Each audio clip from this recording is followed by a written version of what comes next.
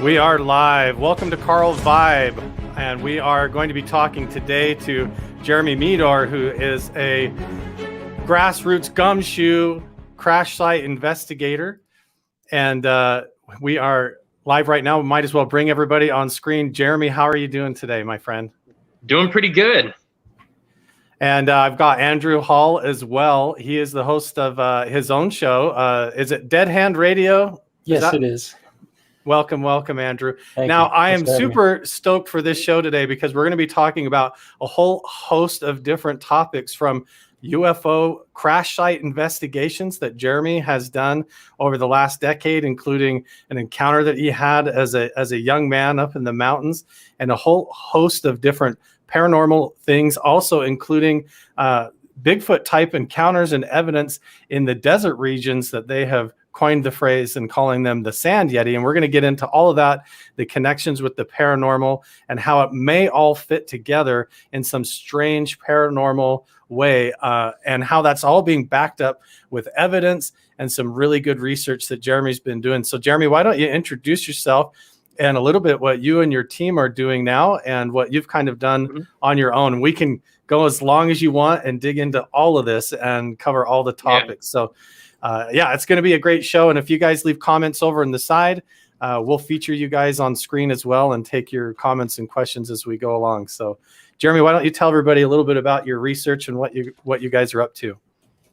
Yeah. So like Carl was saying, my name's Jeremy Meador. I am from Las Vegas, Nevada. I am 31 years old. I belong to a group based out of Vegas called the Bigfoot Pad Paranormal. I started off researching ghostly activities and taking UFO reports in the early 2000s out here by Vegas. But nowadays we do ghost hunting. We'll look for like legends, mysteries. We'll even go treasure hunting. Outside of the group, I do lots of UFO reports, like I said earlier. I'm most famously known for doing something called the Ely Nevada UFO crashes, ranging from the 1950s to the 1970s. The other really popular thing that we're doing right now as part of my group is there's something called the Sand Yeti, the Nevada Sand Yeti. In short, we're going to get into it more in detail here in a minute, but it's basically a Bigfoot or Bigfoot-like creatures that are reported in the desert regions of Arizona and Nevada.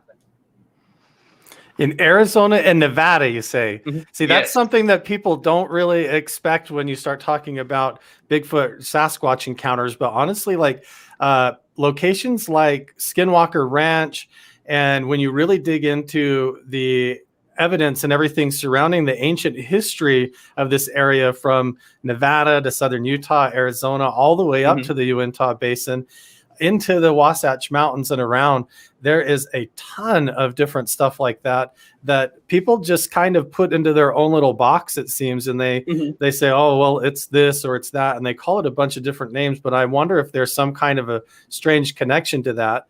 And I would love to dig into that, the desert Sand Yeti, because people always think that these are giant wood apes that go up in the woods. They have to be in the trees. They have to have large food sources and different things like that. They can't fathom that there could be any evidence for large hominid type creatures or paranormal type entities possibly living out in the desert or the desert mountains. And I think the cave environments, like the underground cave type environments of the desert region around here, actually could be hosts a whole lot of different stuff that we don't fathom, and also underground military installations, UFO crash sites, and I mean it covers the whole spectrum. Once you live in this area, it kind of blows your mind when you take the lid off of it. So Andrew and Jeremy, you guys have done an entire show over on Andrew's channel before, and you just got done speaking over at MUFON and presenting there. So I would like to jump back, first of all, Jeremy, and talk to you a little bit about how you got started in all of this research and what spurred that as a young boy. Yes, well, what got me started in ufology in general was kind of a weird story here. I was actually a Boy Scout or a Cub Scout in this instance back in 1998. I was on a trip called the Mom and Me weekend, is what they called it.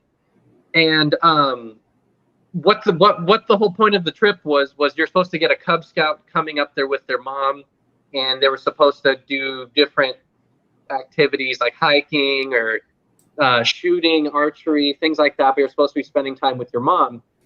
Well, at the time, I was like 8 or 9 years old. We were up at Mount Potosi, which is over by Blue Diamond, Nevada.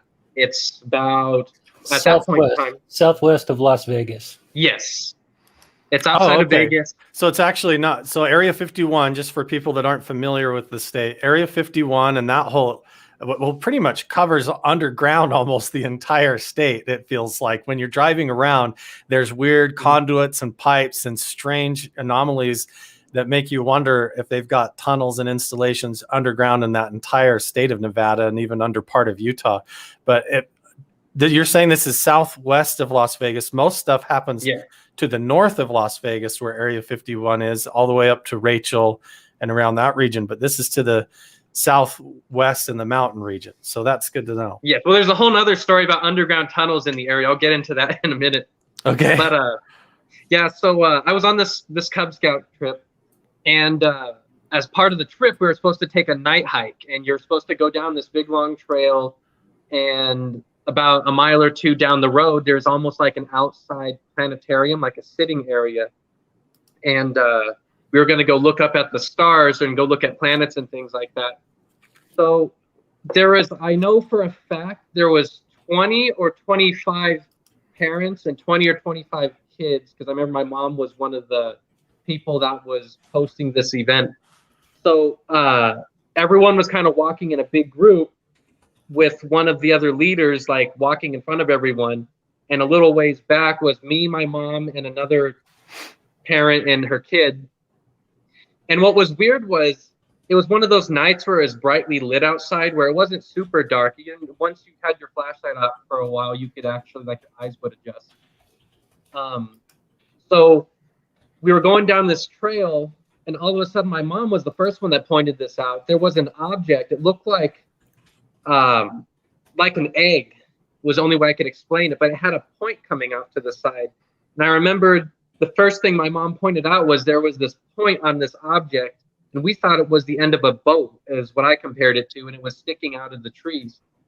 So we stopped, and we were looking at this object. It looked like a silver-looking egg on 3 to 4 stilts with the point coming off to the side.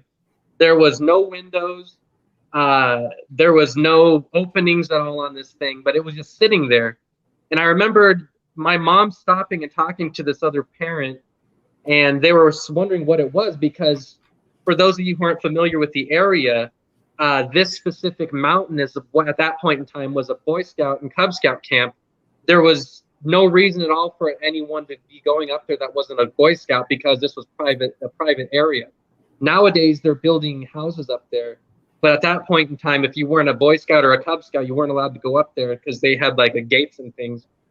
So I know for a fact that we were the only ones on this mountain. So I have no idea what this object was. So we sat there talking about it for a minute. We eventually went up the trail to join the other main group. And we were looking up at the sky, and we kind of did our thing looking up at the planets and all that. When we came back down the mountain, the object was gone. And we don't know what it was, but it was probably like 10 or 11. I'd say between 9 and 11 at night, I would say roughly. I don't remember the exact time, but I know it was between like about 9 and 11 at night. The next morning, we had to actually walk past that same part on the trail to go or do archery and BB gun shooting the next day. And I remembered my mom, me, and the same parent and her kids stopped there and started talking about what we had seen the night before in that same area. And this is in the daytime, of course. And I remembered we couldn't see any kind of impressions or anything where the object was sitting, and you couldn't see any kind of evidence this thing was there. But I still to this day don't know what it was. The only thing I could wrap my mind around is that it was possibly some kind of a UFO or a UFO I don't know, some kind of alien-like object that was sitting there for some reason. I don't know what its purpose was, or it wasn't gigantic. I'd like to mention it was about the size of a car, so it wasn't gigantic. Whatever, like a Volkswagen Beetle, but egg-shaped or something. Yeah, that's what I would compare it to. Probably like like the size of a car. So I don't know if there would be any kind of a living creature. If there was aliens inside this thing, it wouldn't be more than like 1 or 2 aliens, I guess, if you wanted to get into that. But can I just, like I said, when we were there, you couldn't see any kind of windows or openings or anything. I don't know really what it was doing up there. Jeremy, did you look up in the sky at the time that you saw this craft to see if there was anything going on in the air? When we went up to like the sky watching area where we were looking at the planets and everything, we did actually see weird lights in the sky. But at that point in time, because I was little, I wasn't really paying attention. But I do remember my mom to this day, when you bring that story up, she will say that her and some of the older people were talking about lights in the sky. And I do remember them talking about it, but I didn't see it for myself at that time. So this was an egg-shaped thing sitting like on a tripod legs that had sort of a point coming off the side of it. What color would you? And it was about the size of a car. Yeah, it was like a silver gray looking color. Actually, on my blog on my website, I drew a diagram of what I thought the object looked like, and I think it was about 2-3 weeks ago. I did the post. Where do I go to see this? In the gallery? It's on my blog. It's to the right. The blog, okay. Yep. Nevada UFO blog. And then it should say 1998. It should be the second or third one from the top. Second or third one from the top. Let's see. That one. This one? For the mouse. Yeah, click on that one. Okay. And if you scroll down, you'll see the diagram I drew of the... So this is the location. If you see, this is Las Vegas right over here. And the trails going up here and then up into this is the actual location where the sighting occurred, to the southwest of Las Vegas. This is a great site, by the way. I was poking around here and I was like, oh my gosh, I wish I had a week to go through this to prepare for the show. Yeah. There's so much. So that's I drew that, but I'm not very good at drawing, but that's the way I drew it like about 2-3 weeks ago. That's exactly the way I visualized it from your description. So and if you go down, I drew another diagram of where we were standing and like where the object would have been. Okay, so that's where you guys were kind of, and this is and it was like there was a group of trees, like the trees got thick a little ways off, but it was kind of where the tree line starts, I guess is the best way to word it. So it wasn't like hidden in the trees. It was like right at the edge of the trees. That's so odd. And what's really, yes. If I could just interject, because I've been to this location. Yeah. And I could tell you there's a ton of trees out there. And there are no people. Even now, even though that there is some construction going on, it's still very sparsely populated. But are these like junipers, like the desert scrub brush type trees that you find in Nevada? Or these are pretty decent? They're real trees. Yeah. It seems unlikely because we're so close to the desert, but I think this is part of the Sierra Nevada mountain range. So you have really rich, thick forested areas, and it there are trails, walking trails, and vehicle dirt roads to get in and out of there. But again, hardly anybody goes in there. Yeah, it's so odd. You have an encounter like that. You're like a young kid. This thing doesn't seem to be doing anything. It's just like sitting on the ground. And then it's always so strange that the craft itself seems small enough that you wouldn't expect it to be suited for like extra stellar travel. Like if you're going to get into something the size of like a minivan, you wouldn't want to fly across deep space, so there would have had to have been a bigger craft somewhere else. I think that it would. I don't think something that size would have went through like deep space or anything. There would have had to have been something bigger, whether it be up in the sky or on the ground somewhere. But yeah, it didn't really do anything. It was just sitting there. But I can't think of any object that would be shaped like that. Least, whether it be a boat or a car, and the weird thing is, why would it be sitting on like 3 to 4 stilts is another thing I can't figure out. Like even if like it was like man-made, I can't think of what would be the purpose. Yeah, it feels like, I mean, even if it was a drone to do that, that sounds like something out of an old 1950s sci-fi movie Yeah, or no. some where they would fly it across the screen on a wire or something like Yeah, and that was in 1998 too. 1998. Yeah. So that's really odd. So you didn't see any thing outside the craft, or was it emitting any light? It was just like a pewter color or something. Yeah, there was no lights on or anything. It looked like it wasn't like whoever, if it was being controlled by something, it looks like they weren't really even trying to hide it. It was just kind of sitting off the side of the trail. And it was, like I said, if you wanted to, you could have walked up to it easily. As an adult nowadays, I would have walked up to it. But at that point in time, I guess being a kid, I didn't think about it. But if I saw that same thing like right now, I'd go off the trail and go walk towards it. Yeah, how far away was it from you? You got from the diagram, it looked like it was only like 20 feet away. Yeah, it was like 20 or 30 feet away. Like you could have easily like thrown a rock at it or something if you really wanted to. I kind of can't believe we didn't walk towards it, but I think it's because there was other campers and things nearby, like other kids. And my mom said about a year ago she didn't want to scare the other kids by saying something about it to the other adults. But I do remember my mom clearly talking to the main leader of the group, and I remember her talking to that other parent about it like that night and a couple days afterwards.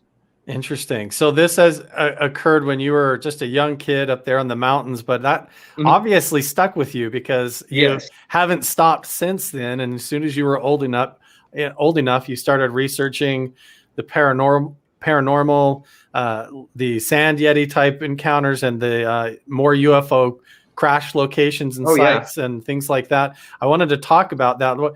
Was there anything that sort of impressed on you or that got you into the paranormal that relates to that, or is that like a separate interest? Well, there's another weird story related to that. Okay. In the old days, I actually used to have a forum in the early 2000s. That tells you how old this was. I originally posted that story on a forum, and I got a message on a forum from a guy. He says that he was working for a company outside of Las Vegas in the sorry, I don't have my computer in front of me, so I can't look up the exact dates. It was like the late 70s, early 80s. I think it was 1982. He was working for a company that was supposed to be drilling underground tunnels leading from Mountain Springs, Nevada, up to Area 51. He said it was supposed to be a high-speed underground train, and the purpose of the tunnels were they were supposed to be close enough to Vegas to where people that lived here could take the train as workers to Area 51, but it was far enough outside of Vegas to where regular people wouldn't be like going out there to go snoop around. For those of your listeners who aren't aware of the general area, Mountain Springs is very close to Mount Potosi. It's a tiny little town. And the only major city is Pahrump on the other side of the mountains. Right. But this guy said that he was part of some crew that was supposed to be drilling these tunnels or making these tunnels, however you want to word it. And I didn't believe his story at first. So I asked him to send me some pictures. And believe it or not, the guy actually did send me pictures of the tunnels from like the late 90s, early 2000s. And it looked like there was clearly a parking lot. There was like a guard shack or a guard house.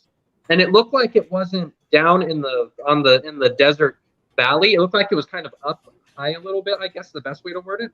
It's kind of higher up. But it wasn't like up in the cliffs or anything, but it looked like it was like purposely they built it higher up so you could see if people are coming from a distance, I think. So I haven't gone out there and looked for the entrance to the tunnels or anything myself. I don't even know if they're still used, but I have the general area where it's at. I was telling Andrew about it a while back. Yeah, that's really interesting. It makes you wonder if they picked the location for Area 51 and to build that secret base just simply because of the dry lake beds out there are great for doing test flights or whatever. But when you start to look into it, it makes you wonder if they found something or if it was already a hot spot or if there was some sort of ancient crash site or monolithic structures or ancient civilization already underground that they discovered some technology of some kind. And then they built the base right over top of all of that and the tunnel systems and things. But there's a lot of different theories about that. What's your take on all that? I'm not exactly sure why they would build the tunnels where they chose to build them or why the base is where it is. I do know that in the late 1970s and early 80s, the Rand Corporation, they actually posted 4 different papers, and they were in the Los Angeles Times, I think it was, and they were describing the tunnels that they said could go. They weren't building them to Area 51, but they said you could build tunnels anywhere and link the United States with all these underground subways. And this was a couple years before this guy said they started building these tunnels to Area 51. And I do know the last 2 papers that the guy wrote, his name was Robert Salter, I believe was the guy's name. So when Salter wrote these papers, he did say the government wanted to actually act on the underground subway system. And so I do believe the government was showing interest in it. And would they have actually built it? I'm not 100% sure. But according to the guy that sent me these pictures and told me this story, I don't believe he was working for the Rand Corporation, but he did say that there was a second crew that was over in Texas somewhere building a tunnel towards them. So I guess that they were supposed to link up. So there could be tunnel systems that go all the way to California, all the way over to Texas. Yeah, because I do know for sure. He says that he quit working on the project before it was finished, so he doesn't know what happened after he quit. But I believe he quit in 1982 or 1983. And his coworkers, I guess he stayed in touch with a couple of them. They were saying they actually finished the tunnel, according to what he was saying, but he didn't see it finished himself, though. It doesn't surprise me. Honestly, I'm down in southern Utah right now, about an hour and a half away from Area 51 to the east. And there's honestly times at night, and this sounds bizarre, but I've been woke up because I thought there was like an earthquake, and I've realized it's almost like a scheduled, regular underground vibration. And I rolled over and have told my wife before and been like, I swear there's like a train tunnel that goes under town here, or deep underground under the house, because it feels like a freight train going underneath the ground deep in the earth, and you get this vibrational sensation on the bed, and it'll wake me up when I'm sleeping at night and stuff. And when you drive around and try to poke and prod and investigate in around the Area 51 area, there's so much evidence of that. When you look around, like vent pipes and giant water tanks and different types of solar panel installations and different things just out in the middle of nowhere, just poking up all over the ground. And it almost looks like the earth has been disturbed in a strange way.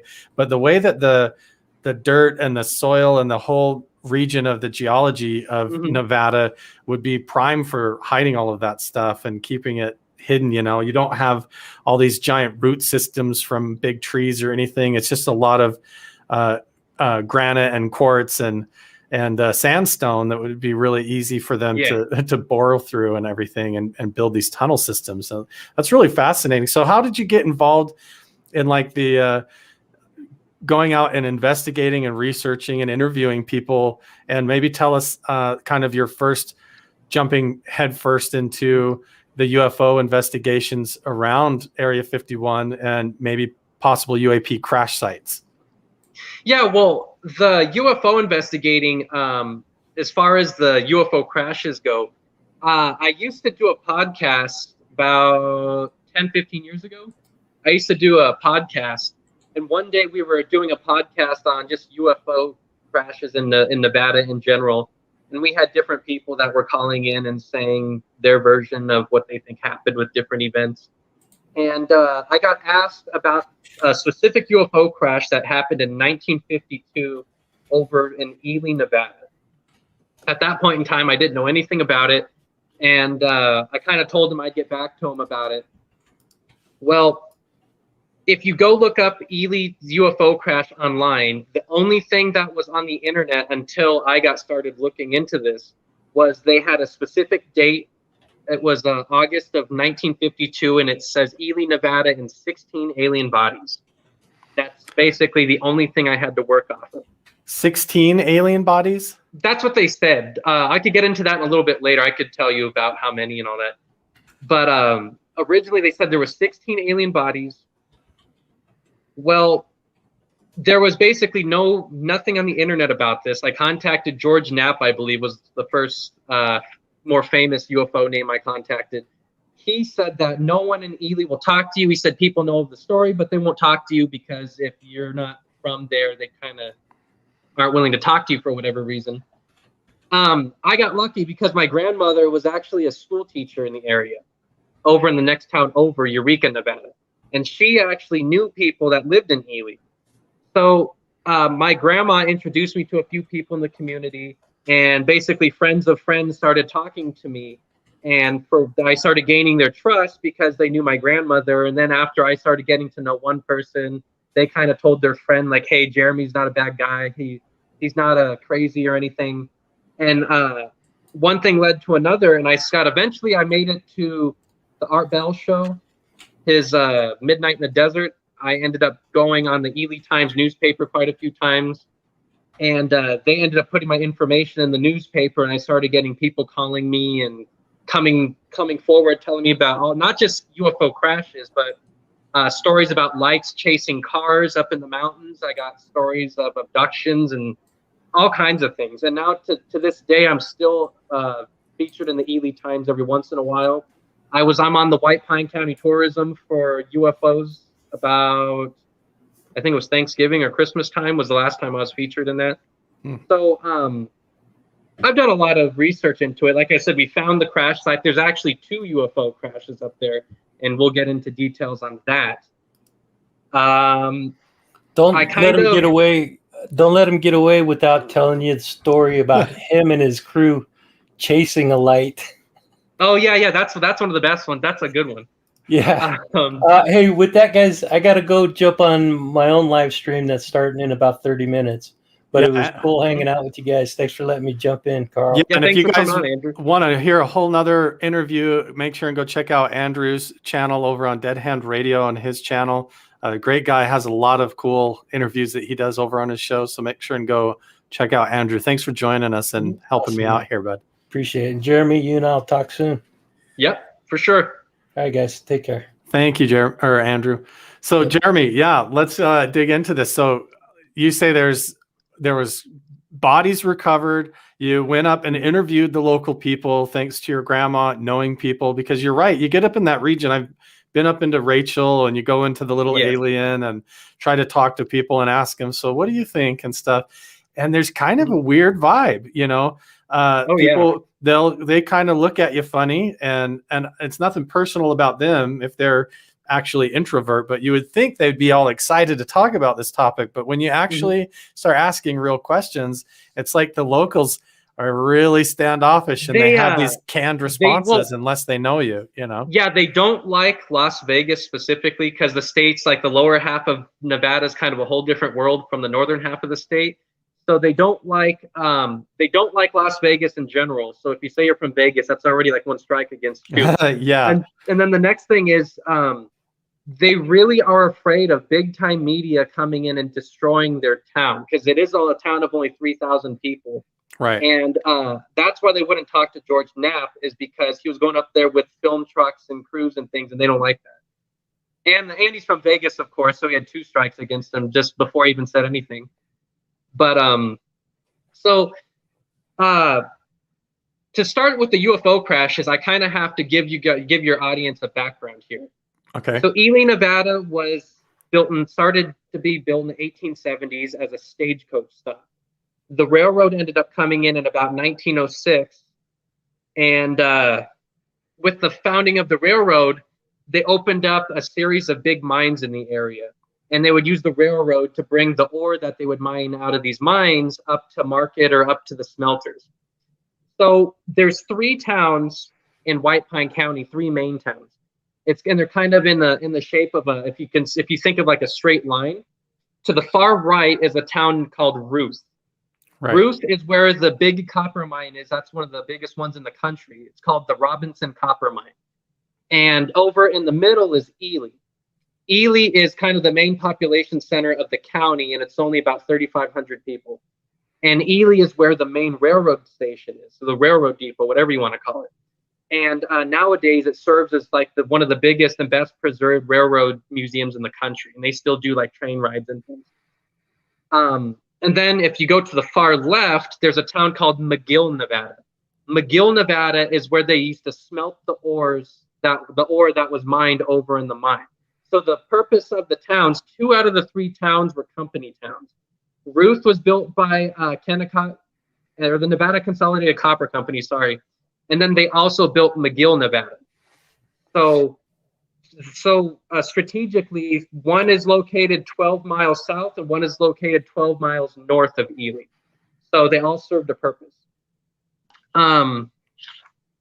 So the story goes that over in 1952 is what the internet says. I think January 17th, 1953 specifically, and I'll get into that in just a second, is when I considered when this event happened.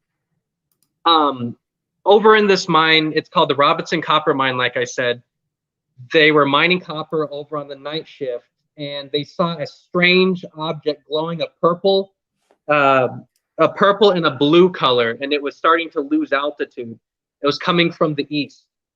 So this object was kind of gliding over the mountains, and it was losing altitude. It was silent, and it wasn't on fire or anything, but they could tell like whatever this object was losing altitude.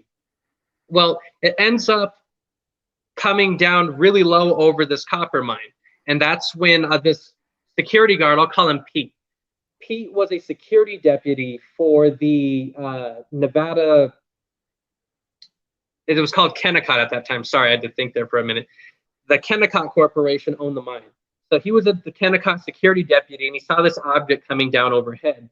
Well, this object ended up disappearing over an area that they call the Keystone Dump. And he saw it disappear, and he was basically one of the only people that had the authority to drive around and leave their workstation and go see what was going on. So Pete drives his truck over to the other side of the Keystone Dump. And for your listeners that don't know, a dump is basically where they bring all the dirt that they dig up out of the ground that doesn't have any kind of ores or minerals, and it's basically like it's their trash dirt. They dump it in a big piles off to the side. So the object disappeared. He drives his truck over, and he sees there's this long cylindrical object sitting on a snowbank. It didn't explode. It didn't burst into a million pieces or anything, but this object was just sitting there on a snowbank, and it was glowing the purple and the blue color. So Pete gets back in his truck, and he drives back to where he came from, the main security office, and he picks up a guy named Vern. Vern gets in the truck with Pete, and they drive back to where this object was. And Vern, of course, gets out of the truck, and him and Pete are having a discussion about what's this object, or what could it be. They, of course, Vern doesn't know what to do either, so they take a third trip back to the office again. This time, they load the whole bed of the truck up with miners. There's about 12 of them total. Like a flatbed? Yeah. Or okay. It's more just like a pickup truck. Oh, okay. But it's like a 1950s pickup truck. So yeah, you just picture like a 1950s pickup truck. All right. And they load this truck up, and they drive on a third trip back over to the UFO. So they described the object this time. I talked to about 9 of the 12 guys that were there. Almost all of them are deceased nowadays. So they get out of the truck. They're looking, and they said the object looked. This is one of the strangest things of the whole case. They said it looked like it was wet, like someone sprayed it down with a garden hose, is what one guy was saying. But it wasn't dripping like a water. It was dripping a molten, almost looked like syrupy ooze was coming off of this object and dripping on the ground. Like it was secreting some sort of a yeah, like it was some kind or... of a. I can't really wrap my head around it. It was something. It wasn't melting snow. It was like it was dripping something. Word. And so in the middle of all this going on, they're looking at this thing. It's glowing and it's dripping this ooze. One of the higher ups that stayed back at the office, the security office, he ends up calling the Ely Police Department. And the Ely Police Department calls the National Guard out. The National Guard is stationed over in Ely. My notes here are the same. They're formed in 1949. They were an artillery unit, so they weren't trained for this kind of thing. They originally thought it was a small plane that had crashed, was what the actual call said. So The Battery Battalion A is what they're called, the Automatic Weapons Battalion. They're an anti-aircraft group. They're not trained to do any kind of roadblocks. They're not trained to deal with UFOs or anything like that. So there was about 68 or 69 individuals end up gathering up, and they're stationed over in Ely. Like I said, it's about 12 miles away. So these guys pull up into the mine. They block off the main entrance to the mine, which is over by the entrance to the town of Ruth, like I was saying. And while they're sealing off the mine, they end up kicking all these guys out that were the miners. They end up throwing all them out. And meanwhile, the actual military, the army, I guess you would call them, the army or the Air Force, they were called from Hill Air Force Base in Ogden, Utah to the north. And that's about a 4-hour ride. So a convoy is heading down from the north. Meanwhile, this National Guard unit is trying to quarantine the area, and they're kicking out all the miners, and they form this roadblock over by Ruth. Most of the stories I have as far as the military goes come from this Battery Battalion A, the Automatic Weapons Battalion.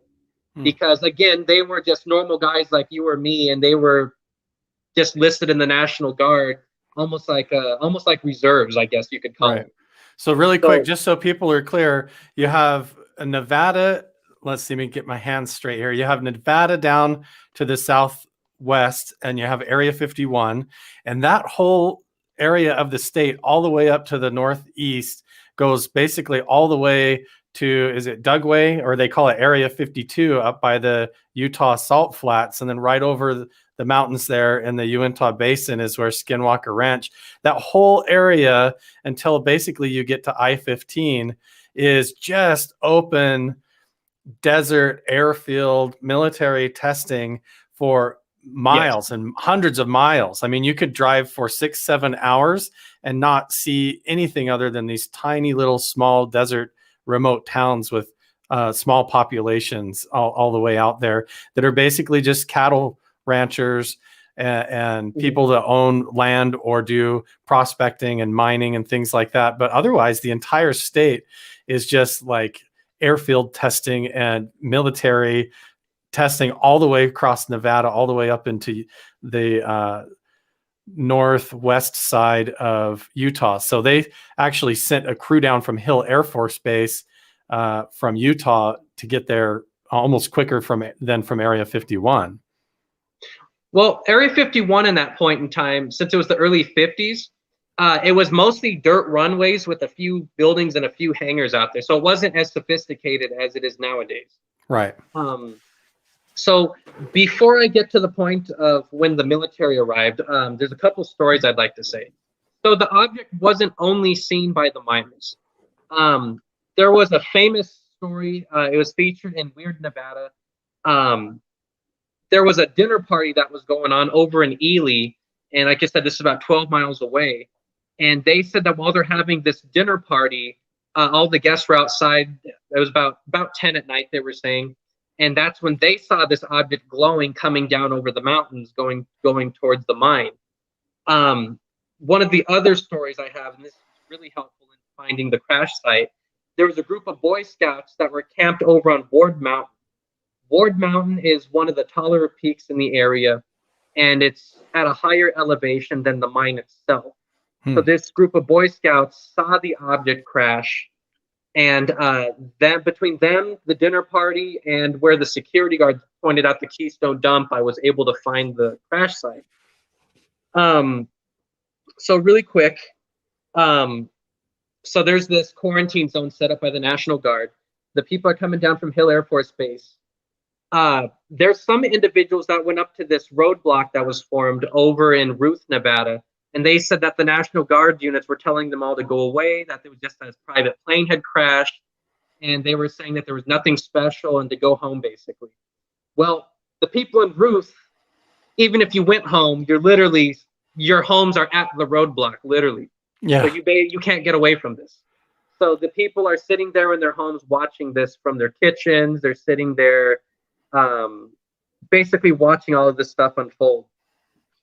So I told you they blocked off the front entrance to the mine. Well, around 2 in the morning, the actual convoy from Hill Air Force Base arrives, but they go through the back side of the mine. not where the roadblock is, but the backside. There's no one at the backside of the mine. So they pull in, they load the object up on these flatbed trucks, and I believe that there was about 20 vehicles, I was told. They had half tracks, they had just flatbed trucks, and they quarantined this whole area, and they took off like lightning out the backside of the mine. They said that even the National Guardsmen barely had a chance to talk to them to figure out what was going on. They left so quick. Well, the path that they took was kind of like a horseshoe shape, if you could picture like a horseshoe or like a U. They basically went west, and then they went down, and then they went east again. They brought this thing to Area 51. I talked to a woman who says that her dad was one of the guys that was driving the trucks. And he says that they went to a airfield with dirt runways. And for those of your listeners that aren't familiar with the area, Area 51 had dirt runways in the early 50s. The other closest military base would have been Creech Air Force Base, far down to the south in Indian Springs. But they, of course, had real runways and everything at that point in time. So wouldn't have been there. And they didn't go north to Hill Air Force Base because Hill Air Force Base, of course, was an actual military base at this point in time, and they had real runways. And in Indian Springs, really quick, is one of the locations where you get former military people who have come out and said that when they were doing weather balloon operations, they were working for the Air Force, that they actually had encounters out in the desert in the night with tall white, like extraterrestrial type entities that basically haunted them almost paranormally, where people were terrified to go out and do their job and would fake in the logbooks that they went out and did their job and turn in weather reports when they actually didn't, because they were too scared to go out alone or with their crew out into these locations out north of Indian Springs in the desert there. And it makes sense that they would have to drive around in a strange way like that, because those mountain ranges are pretty impassable. And they were dodging all the main cities up in the area. Okay. Yeah. So go ahead. Yeah. So when they did this horseshoe maneuver, the only major city, I wouldn't call it major, but the only big community they had to drive by was the Duckwater Indian Reservation. And this is over close to Ely. So some of the more famous stories I have, the ones that are popular that make it on the internet, they come from the individuals that were living on this Indian reservation. It's kind of like a collection of farms, I guess, would be the best way of wording it. And some of these farms are built fairly close to the main highway. One of the stories said that, I guess, word was getting out that something was going on at the mine, and people that lived over in Ruth or over in Ely were now calling people that live in these other small communities saying something was going on, and people started to come outside, and some people were trying to drive up to the area of the mine to see if they could see anything. So the convoy, when it gets to the point of this Indian reservation, people are already outside and they're already thinking they're going to see something going on. There was a man who said that he saw the truck drive by, the main truck, with the object was on a tarp, he said. And he said you could see the tarp was flapping up in the wind, and he said they were going close to 100 miles an hour. And he was saying that when the wind was blowing, you could see at times bits and pieces of whatever was under the tarp. You would see like the bottom of some kind of object under this tarp. The story that most people will know, there was a woman that had 3 kids, and she was living on a different farm in this area. Well, the kids were in the middle of the road watching this convoy come down from the mountains, because Ely is up in the mountains, for those of your listeners that don't know. And Duckwater is kind of down where it starts flattening out. So this convoy is going down this mountain, and this woman's kids are out in the road. Well, she said that the lead truck started honking the horns, and telling the kids to get out of the way, because they weren't stopping. They weren't slowing down for nothing. And like I was saying, they were going close to 100 miles an hour. And the woman said she had to run in the road and get her kids out of the way. And she says that they were maybe a few steps off the side of the road, and this convoy, not slowing down or anything, just flew by them. And she says that it was unusual to see that kind of military activity in that area, because they do have the guard unit, like I was saying, that Battery Battalion A, Automatic Weapons Battalion. But the guard unit, they have no reason to be out in the middle of the night, and they wouldn't be going 100 miles an hour down this road in the middle of the night. So she was saying that they came flying by them, and basically what happened was they brought this object to Area 51, like I said. And I talked to different people that flew the airplanes, and they brought this object from Area 51 up to Hill Air Force Base. And from Hill Air Force Base, the object was flown to Wright-Patterson Air Force Base, and I don't know what happened to it once it got there. So a few things I'd like to bring up about this specific incident. I did find the original investigator. I found the origin of the story. It was originally investigated by a guy named Willard McIntyre, and he was part of UFO groups in the 1960s and 70s. And he actually told me that he was there in 1974, I believe it was, and he ended up talking to people mostly from the Indian reservation, where most of his stories came from. So I got some of his notes, and then, like I said, on my own, I found out about the National Guard unit, and I found out about the people in Ruth and all that kind of stuff. But so you were able to piece together, doing just some gumshoe investigating, like not only the Indian reservation witnesses, but the lady with the children, and then one of the truck drivers, and basically these reports of people that were right there that saw the thing on the ground, and from their home, the entire barricade. And you've been able to kind of triangulate this story around to piece together exactly where they took the object and who came and got it and who was involved in kind of the frantic race to cover this whole thing up. Well, because I started researching this in 2008, and like I said, I was 18 then. Now I'm 31. But most of the witnesses are now they're not around anymore. Most of them died by this point.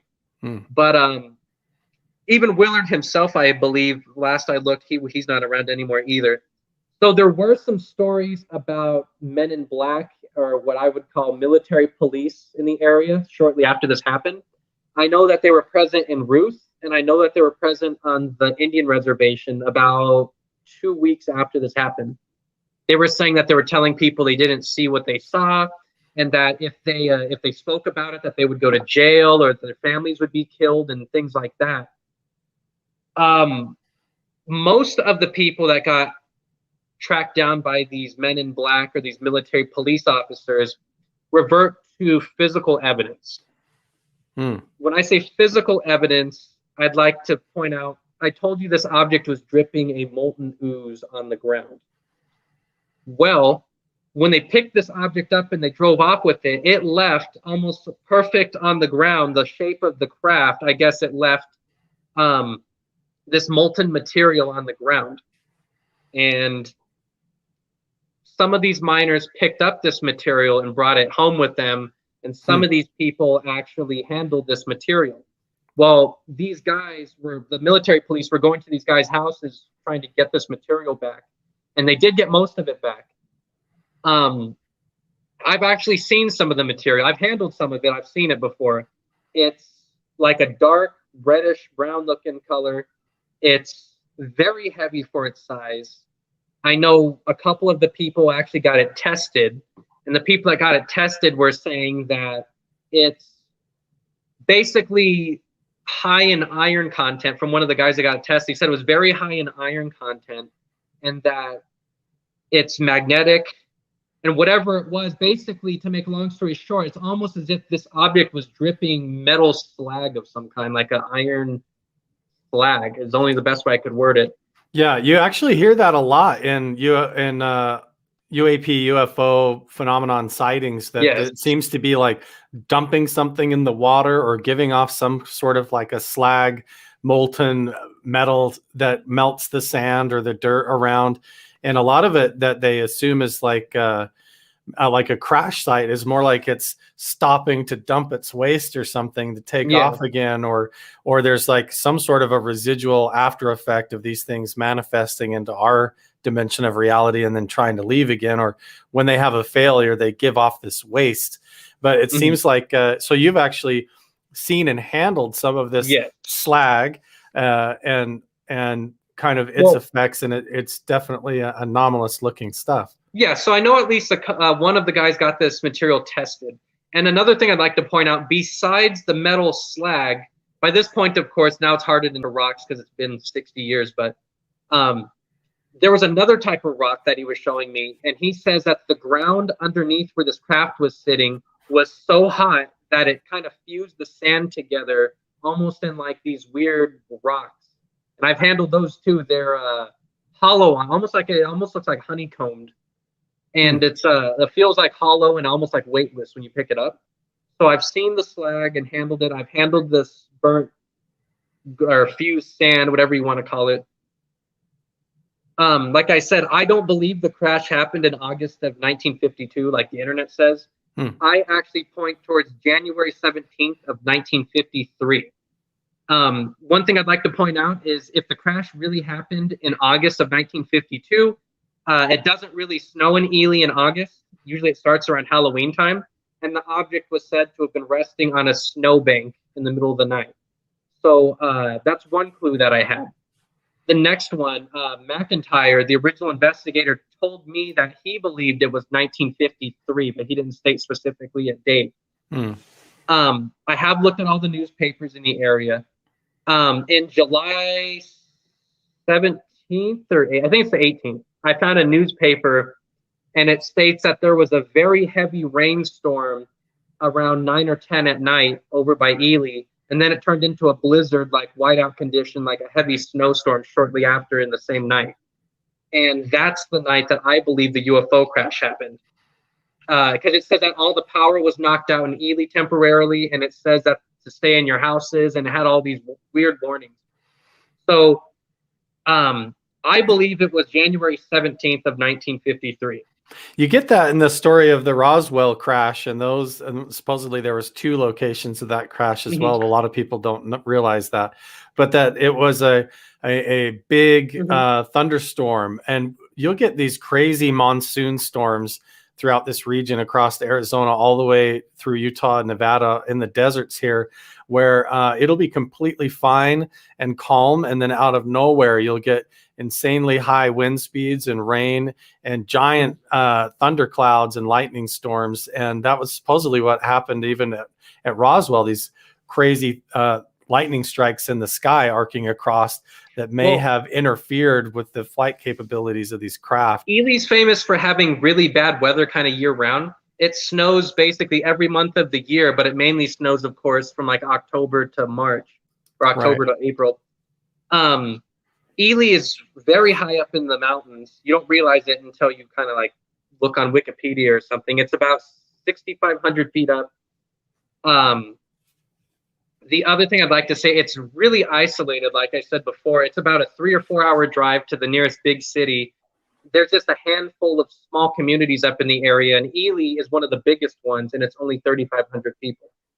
So this area is one of the most remote areas in the lower 48. So this object crashed, I believe, in 1953. There's something I'd like to point out. It'll make sense in just a moment, but it's going to sound like it kind of is off topic here for a minute. So the U-2 spy plane came out, and one of them was shot down in Eastern Europe. So the United States military was trying to come up with a successor to the U-2, something that could fly higher, something that could fly faster. And they came up with what was called the X-15 rocket plane. Right. The X-15 rocket plane, for those of your listeners that aren't aware, it's basically a test airplane that would be brought up into the air by an Air Force bomber, and it would be dropped mid-flight, and it would basically kick on these afterburners, or whatever you want to call it, kick on the main rocket, and it could fly in the lower atmosphere at supersonic speeds. To this day, it still holds the record for the fastest that we've ever gone in an airplane. And this airplane could fly in a lower atmosphere, and then when it was done or when it ran out of fuel, it would glide down to the ground like a military glider would, and it could land on a runway. So the military was building these X-15s and doing tests on these. And so in order to do this, they had to make a flight corridor. So they formed a flight corridor going diagonally the airplane would take off from Edwards Air Force Base over by Palmdale, and then it would fly diagonally up to Beatty, Nevada, which is north of Vegas, and then from there it would go up to Ely, and then from Ely it would fly over by Salt Lake City. And in order to track the plane, they had to build these radar tracking stations, and there was 4 of them. There was one in Edwards Air Force Base, which was the main one. They had one in Beatty, Nevada. They had one on top of Kimberly Mountain, which is over outside of Ely. And then they had one, of course, over by Hill Air Force Base. So they would track the testing of this rocket plane. Well, construction began in the mid-1950s, and they became operational in 1959. And the one over in Ely was built on top of Kimberly Mountain. Kimberly Mountain overlooks what they call Copper Flats, which is that mining area I told you where the 1953 object had crashed. And it also overlooks most of the county. It's one of the tallest mountains.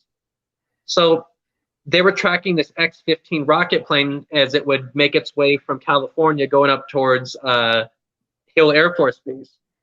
Well, the tracking station was operated by the Air Force and NASA until 1979, and then the Air Force took it over by themselves, and it ran it until 1992. So the place was used to track cruise missiles later on. It was used to track other test aircraft. I was even told by some of the guys that worked there that occasionally they would even track like UFOs and things like that. So this plays a major role in the Ely UFO crash, and I'll get there in just a second. So in order for them to track this rocket plane, the radar tracking stations of that era generally had a range of 25 miles. In order to up the ante to 50 miles, you had to double the power.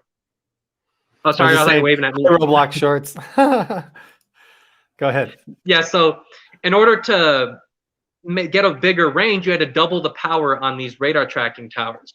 And of course, radar was fairly new during World War II, and it wasn't really perfected until, I don't know, probably like Vietnam era, maybe a little bit after. So this technology was fairly new.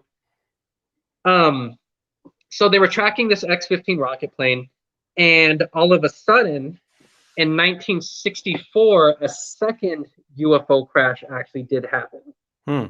Now they have all these tracking systems in place to track the X-15 plane. Yes. And so now they have learned from the previous crash how to handle this a little bit better, and so there's a lot more that occurs. Yeah. So these original radar tracking towers, they would give a lot of the operators would get cancer. A lot of the communities that were close by would get weird sicknesses and cancers because, like I said, in order to make these things work properly, you had a very high amount of power going through these things, and hardly any shielding because this was new technology. And then in order to double this range, they doubled the power. So that's basically twice the likeliness that you're going to get sick from this. And so I was featured in the Ely Times. I'll go back to this radar in just a second. That'll make sense. So I was featured in the Ely Times newspaper, and I was speaking about this 1953 UFO crash when suddenly, a couple days later, I got a call from a guy. He said that he was on this was a totally separate incident. I didn't know what he was talking about at the time. So he said that he was a brakeman on one of the train crews coming from the mine from Ruth to the town of McGill. McGill, like I said, is the town where they smelt the ore that they mine over into usable product. So he says that they had just left McGill and they were bringing the ore up to Seattle to bring it to market. He says they came around a bend in the railroad tracks, and up ahead he could see trouble. He said that the tracks were destroyed like pretzels and they were thrown all over the place and bent. So he hit the brakes on the train, and they came to a sudden stop. Well, as sudden as a train can stop, I guess. So they came to a stop, and he says what was weird about it was when they stopped, he says, if you look off to your left, there's a farmer's field. And if you look straight in front of you, of course, there's the railroad tracks. And if you look over to the right, there's like a little mountain. So he says, off to his left, he could see that there was some kind of strange wreckage thrown out all around this farm field, and there was strange bodies and strange creatures, was his exact words, that were laying around in this field. And then whatever this object was, it hit that field, bounced, destroyed the railroad tracks, so they hit the tracks, and then whatever this object was hit the side of this mountain and exploded. So whatever this object was, he says it was shaped like a cigar, like a cigarette or a cigar. And when this object hit, it hit end first onto the ground, and it was kind of flipping like this, like end over end. And whatever was inside was just got thrown out all around this farm field, all over the railroad tracks. And when it finally hit the side of this mountain, it exploded in like a big ball of flames. So he says they were wondering what was going on. So he said they got out of the craft and they were looking around. And he says he said the first thing he said was, "What the hell?" And he said he looked over and he said that there was 3 to 4 women on horseback. And if they didn't know who these women were, they came riding off into the distance, like they had been there before the train got there. And he was saying that the two groups didn't talk to each other. There's 7 people on a train crew, and all 7 people got off, and they're looking around wondering what was going on. This was in 1964. So they contacted dispatch over in Ely, where the Nevada Northern Railway train station was. And dispatch, they send a wrecking crane over to the site of this crash. They didn't say it was a UFO, of course. They didn't know what it was at this point. So a wrecking crane, I actually have it over in my gallery on my website. The wrecking crane, it's basically a very strong crane that rides on a boxcar, almost like a it's a rail crane, I guess is the best way to word it. It's used to pick up railroad accidents. Yeah, it should be there. Yep, there it is. Okay. That's the wrecking crane. So they sent that same exact crane that you're looking at on the pictures. That crane was sent down the tracks to the site of this accident. And what the way the crane works is it picks up the boxcars one by one and moves it. And it moves it behind the crane, I guess is the best way to word it. Like you'll pick up a boxcar that's in front of you, put it behind you, scoot forward a little bit, grab the next one, put it behind you, go forward a little bit. And it did that until it got to the point of this crash. Meanwhile, dispatch also called that Battery Battalion A once again from Ely. And they drove north of town to this other crash site. Yeah, that's me and my friend Nick at the crash site. So this Battery Battalion A once again had to hold the crash site for 3 to 4 hours while a convoy came from Hill Air Force Base to this area of the crash. What you're looking at right there is the farmer's field nowadays where that object hit. So it bounced off the ground here, went end over end. It went where the cameraman was standing is basically where the object hit, like when it bounced. Oh, okay. So it hit where the cameraman is standing. Yeah, I was actually sitting inside a side by. That's the tracks nowadays, overgrown. They haven't been used since the early 80s. Right. Okay. So I was actually in a side by side, like a ATV, when I took the other picture. So, going back to what I said before, people ask me, why do you think this object crashed? They're so advanced, they could come from another galaxy or another world. If they're so technologically advanced, how could they come here and crash? Well, I do have an answer for that. I do believe that radar tracking tower had something to do with it, because that radar tracking tower is about 30 to 40 miles away from this crash site. And like I said, they have a maximum range of about 50 miles in that time frame. I talked to Scott Ramsey. He investigated the Aztec UFO crash, and there's 3 or 4 radar tracking towers down there. And like we were saying earlier, there's roughly the 2 crash sites in Roswell. Then there's another UFO crash site over in Aztec, if you believe in that, a year later. I spoke with Harry Drew. He did the Kingman UFO crash of 1953. They had the same exact type of radars there, about 13 miles outside of town at a place called Radar Hill. And 2 UFOs did crash out there in 1953. So if you ask around, these radar tracking towers, for one reason or another, there's always at least 1 or 2 UFO crashes in the same general area where these radar towers are built. I don't know why they crash, or I don't know how they interfere with the UFO, causing them to crash. And that right there's the pictures of the site nowadays. Nowadays, they have some of the original equipment, but they have some modern day cell phone towers and stuff up there too.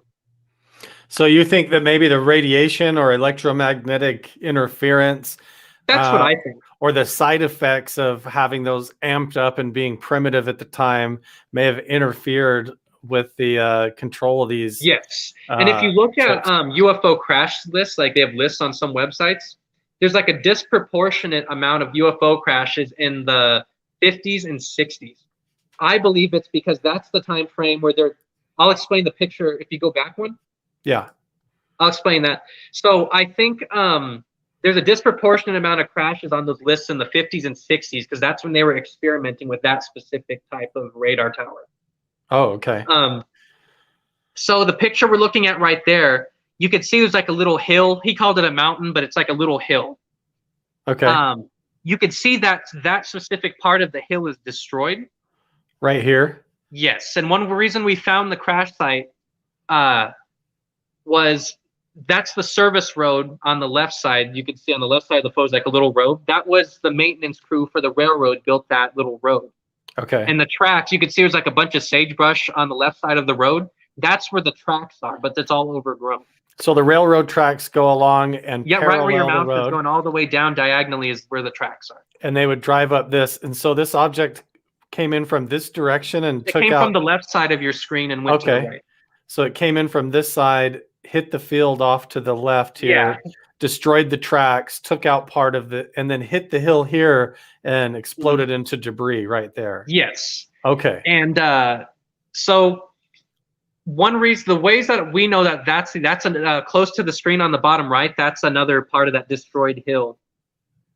Okay. Part of the reasons the reasons that we know that's the crash site, because people always ask us, how do you know that's the site?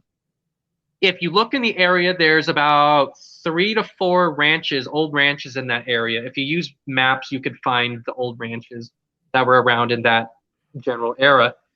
Of course, there's the destroyed hill right there. There's no reason for that hill to be destroyed.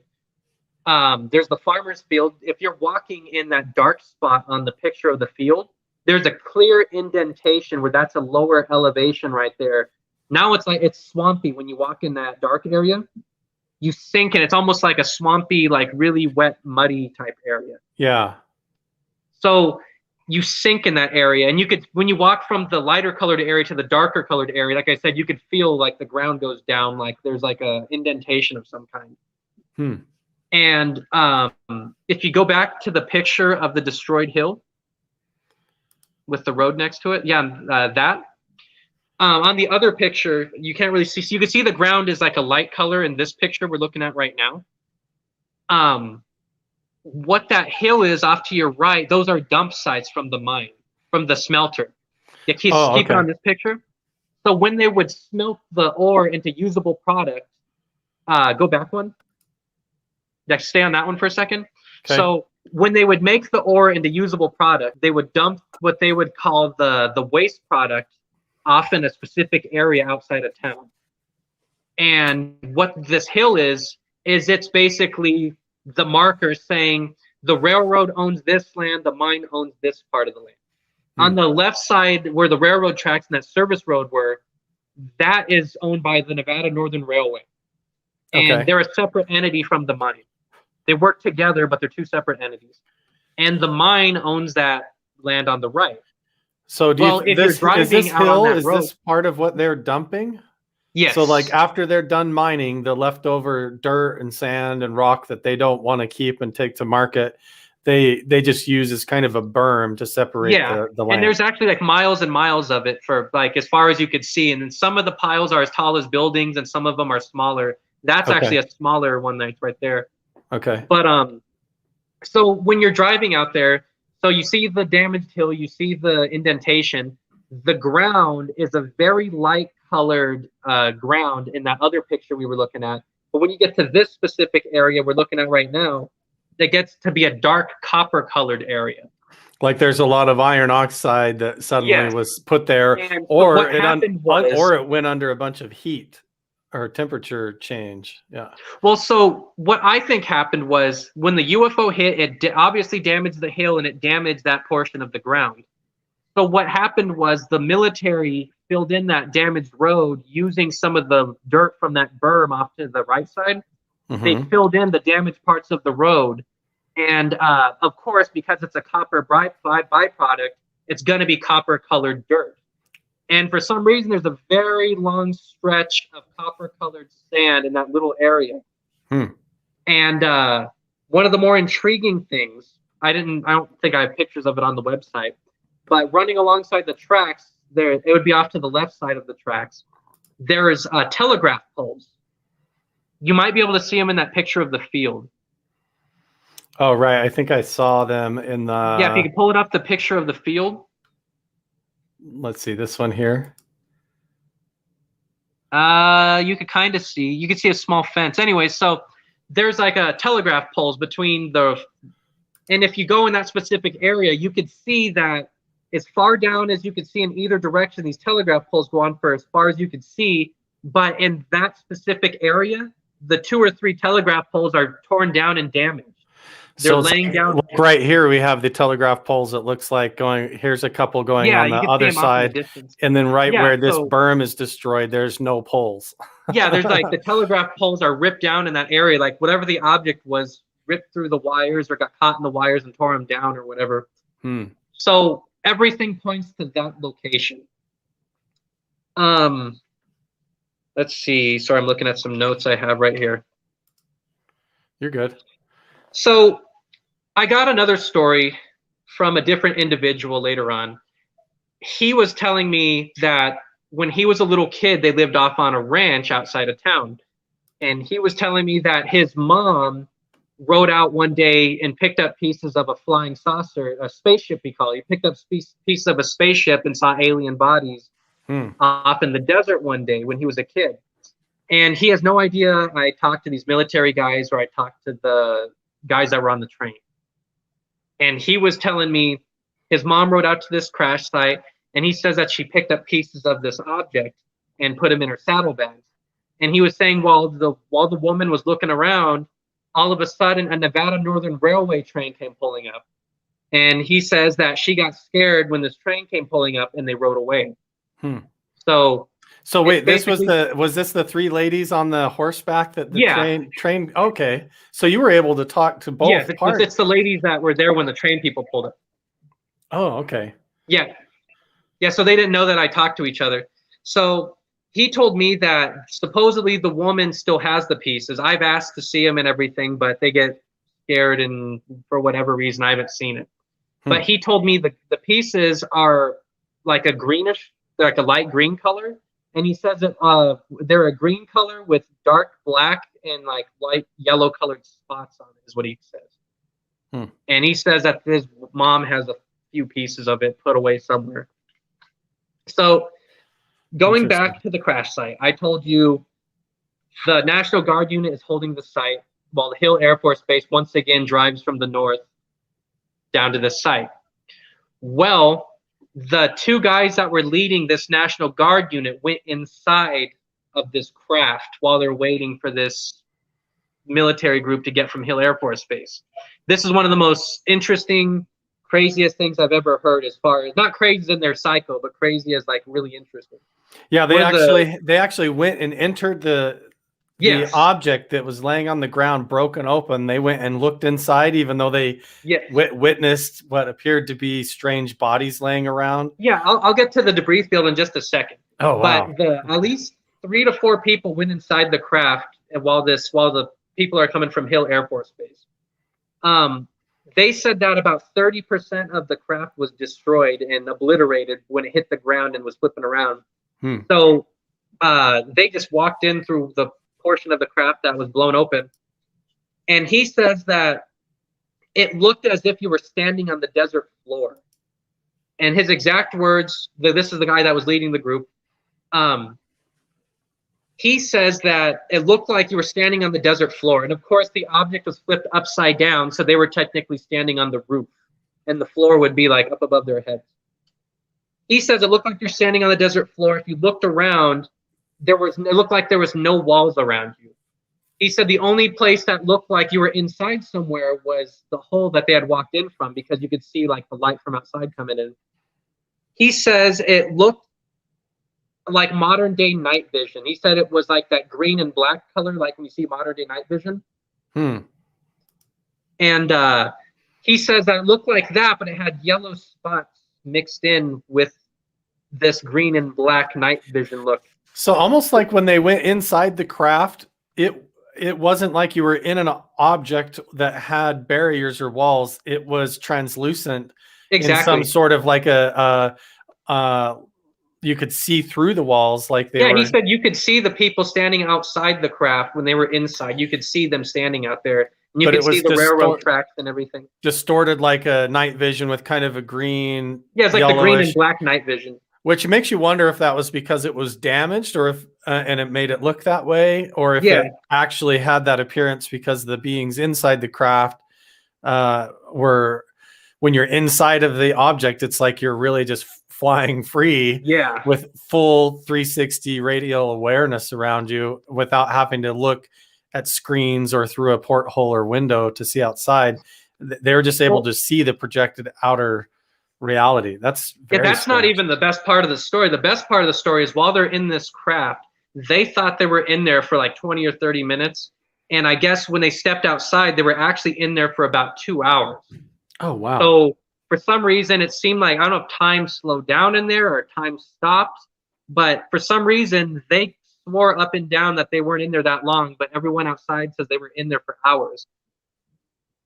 That's really interesting. You that might even explain when you wonder, like dimensional reality like that, the craft that you saw as a young child that was like egg-shaped, that didn't appear to even be big enough to have creatures inside. If they're warping space-time or something like that, existing in a pocket of dimensional reality where that scale wouldn't matter, it'd almost be like the phone booth. Oh geez, what is that show, Doctor Who? Like looks like a phone booth, but when you open the door and step inside, you're actually inside an entire ship and inside an entire room, because the dimensional reality is shifted inside sort of an energy field. So they don't know exactly what time this UFO crashed. I know the people on the train arrived at almost noon on the dot because they're on a time schedule. So the conductor said on the conductor log it was noon when they were passing that specific point. So it must have crashed sometime earlier that morning. So it was only a few hours before.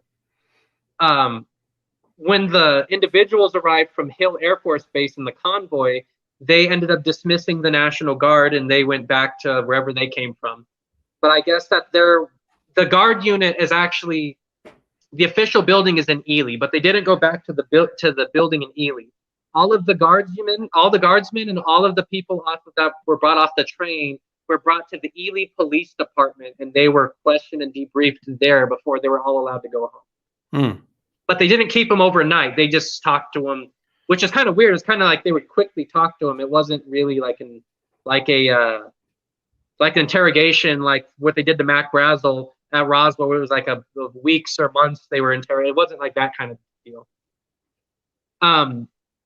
When the guys from Hill Air Force Base got there, the wrecking crane was already on site, and it was waiting for them to get there, because the wrecking crane had to pick this object up and put it on the back of a flatbed truck. So this object was a lot bigger. It was a lot bigger than the one from the 1950s. But in the actual pictures that you're looking at right now, there's a picture of the staging area. We found the area where the military was staging their operations, because it's really narrow driving up there. If you were going to be driving in a convoy, it should be the second row towards the top. Like here?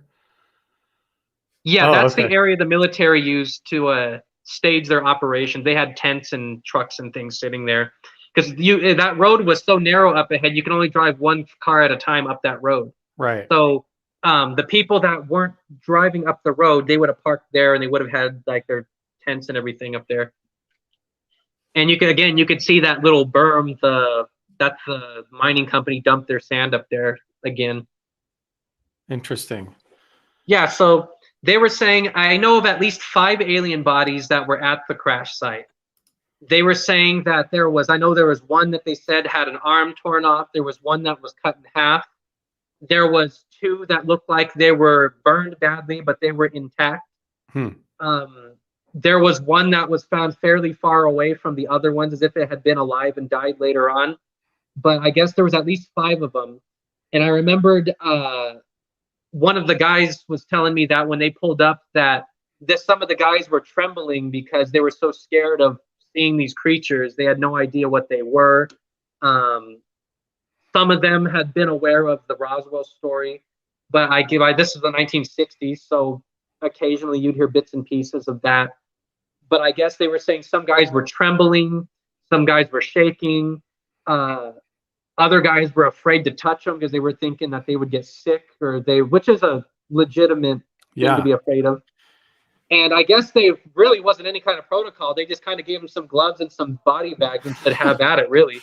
There wasn't really, like, as far as I heard, there wasn't a whole lot of preparation involved. Did they describe what these creatures tended to look like? Yeah, it was typical grays. They said they were small and they were like a tannish looking color with the big eyes. They were saying they weren't wearing any kind of clothes, though, that I heard. They said that it looked like they were naked or whatever, but they didn't see any kind of like genitalia, if they're like a man or a woman. But they did say that there was at least 5 of them that I know of. But this object, unlike the other object from the 50s, this one crashed fairly close to a place called Yellen Field. Yellen Field was a training base used for World War II in that area to train bombing crews. And it was also used to train anti-aircraft crews during World War II. And so the convoy basically brought it from the crash site to Yellen Field, and then the waiting military airplanes just flew it to Hill Air Force Base. And then for some reason, I don't know why, it went from Hill Air Force Base to Douglas Air Force Base. Probably because that's what they'd done before, and so they just followed the routine. The first one was brought to Wright-Patterson. This one went to Douglas. I don't know why exactly, but interesting. I talked to a lot more people that flew the planes and things for the first crash. The second one, I've only talked to a handful of people that dealt with the bodies once they were put on the backs of the trucks. But the crash site at the 1960s crash looks like it's basically untouched nowadays from back then. I still think if you went out there with a good metal detector, you'll probably find something out there, because like I said, the telegraph poles are torn down. They're literally laying on the ground where they fell. The train tracks, they've been repaired, but when you're sitting there up close, you could see where the repairs were done. It looks like it wasn't, but again, that mountain or that hill was destroyed, and it looks like they didn't even repair the hill at all. Well, we should go out there. I have a really, really good professional metal detector, and that would be, and we could take some big magnet systems and roll them across the ground and see what kind of metal we pick up. And if it was flipping end over end, and when it hit that small little hill, I think, in my opinion, pieces would have went flying far past that hill. And because of all the sagebrush and things in the area, look at that picture, there's no way they would have got all the pieces of it. It would be stuck in the bushes. And if it was going as fast as it sounds like it was going, it would have went really far. Yeah, I mean, even when you think about like when you drop your car keys and stuff, even in your bedroom, you're like, how did it get clear under the bed and back under the dresser? And when these things are coming in at a high rate of speed and exploding and flipping end over end, there could be anything laying out there within quarter-mile radius around that whole area that flew off, especially if you could kind of line out the path of where it came in and hit. I did actually, the thing is, you look at the farmer's field, you look at the tracks and all that. When you're there in person, the whole area is surrounded by tall mountains. Right. Like Ely is basically built up against the side of a mountain. And as you go out, it turns into kind of like flatlands like we're seeing right here. One of the only areas that has what they call a saddle, which is a low point in the mountains, lines up perfectly with this crash site. So if you were in an aircraft and you were coming in for an emergency landing, you could kind of see it off there. If you're coming in for an emergency landing, you would have to go through that saddle. Otherwise, you would run into the mountains. So I'm pretty sure it went through that saddle, then it hit the farmer's field, and then kept going. Trying to make a landing, and then they hit the berm and the railroad tracks and came in out of control. Yeah. So, something I forgot to mention. This happened in the summer of 1964. So there was no snow on the ground or anything. Okay. That's really interesting. So you were actually, did you get to see any of this debris, or the debris from the first one, I've seen like the slag that was on the ground. The second one, I haven't seen it, but I've heard 3 or 4 people say that they've seen it and they described it to me, and I know at least one person still has some somewhere out there. But I think they don't want to tell me because they're afraid that it's going to get out and they're going to get it taken away from them or something. Yeah, they don't want their name mentioned and people come looking for it and harassing them and things like that, and let it be what it is. Yeah. If you bring a Geiger counter out to the crash site of the 1964 incident, you do get high radiation levels when you get to where that hill is, that destroyed hill. But you don't get it towards the railroad tracks, and you don't get it down where that indentation is. But where the craft was actually sitting on the ground, it goes up, I believe, 17 ticks or 17 points, whatever you want to call it. Even still now, huh? When you go out there, it has a weird anomalous radiation reading to the area. Yes, it's like, because the Geiger counter that I have, it's not like a super expensive one or anything. I think it was like 150 or something. So it's like kind of like a middle ground one. It's, what do they call it? Milligauss, I believe. Or I just call it ticks because I don't know the exact measurement on there, but it goes up 17 points when you go from one area to the other. Yeah, this is fascinating, Jeremy. You've been doing these crash investigations and landing investigations. Is there anything else that you want to lead into with that before we get onto the Sand Yeti and how this may tie in with that and the phenomenon that's going on at Skinwalker Ranch, and how this might all be connected in some strange way with the Bigfoot? Yeah, one story that I could say really quick. When you talk to people about the UFOs in Ely, they usually talk about a UFO landing that took place in the late 70s to early 80s. I don't have the precise date, but I've talked to a bunch of people that have seen this. At the same copper mine that object crashed in the 1950s is where this occurred. Is this the copper mine here? Yeah, that's the outside of it, because that's the Keystone Dump, actually, the one I was telling you, where the object was on the other side of that. Oh, okay. So the miners were mining in the mine, and I guess they were saying it was during the night shift once again, in the mid 70s to early 80s, and they were saying that the power shut out in the mine. And I guess they were saying the backup generators and everything weren't coming back on, or if they would come back on, they would fail pretty quickly. So the power shut off about 10, 15 minutes. And then he said it turned back on and they kept working. And then about 15 minutes later, the power shut off again. And again, the power kept shutting off several times. And eventually it got to the point to where the boss, the foreman, I call him, the foreman says, you guys can start going home. The power's not being very reliable right now. If you want to go home, you could go home. So people started leaving. Well, the power shut off again, and this time when it came back on, the boss was more forceful, saying, okay, well, now everyone needs to get out of here. And, some people left. Other guys sat around talking just after work, talking to their friends. Some people were taking their time, putting their tools away and everything. And after the power kept coming off, the boss was getting more and more angry. And it got to the point to where the boss started yelling at these people, like raising his voice, saying, you guys need to get out of here. So as the final 20, 50 people started leaving the mine, they saw what they said was a glowing metallic object that came over the hill and landed in the mine where they were all just at. It didn't crash in the mine, it landed in the mine. And this is what I think is very interesting. They said not even about 5-10 minutes later, they saw 3 or 4 military helicopters come over the hill and landed in the mine where the object just was at, meaning that they were tracking it, or it was something that was man-made or controlled by us. I think it was personally a government-made UFO of some kind, like a government craft. But they said about a week later, the object was seen being carried off by a twin-bladed helicopter to the south. And this was in the middle of the daytime. They brought it right over the downtown Ely, like they're not even trying to hide it. But they brought it right over the city and went south. And to the south is where Area 51 is, of course. Right. And I guess they said the mine was closed for 2 weeks.